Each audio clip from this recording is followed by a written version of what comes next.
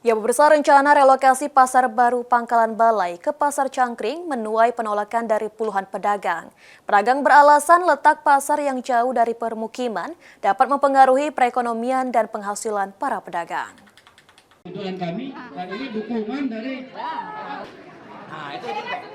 Puluhan pedagang Pasar Baru Pangkalan Balai melakukan aksi unjuk rasa di kantor DPRD Banyuasin untuk menyatakan penolakan relokasi ke Pasar Cangkring.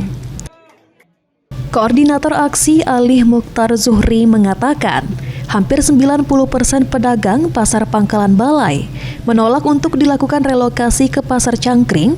Pedagang menilai lokasi yang jauh dari permukiman akan mempengaruhi perekonomian dan penghasilan para pedagang.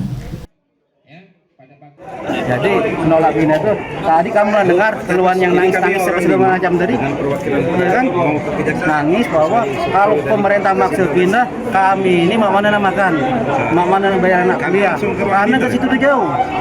Lah kalau tadi nak ke situ itu baik pun pedagang ataupun pembeli otomatis memerlukan ongkos 15.000. Ya bagi yang berduit ya kali masalah. Bagi kami pedagang yang cuma.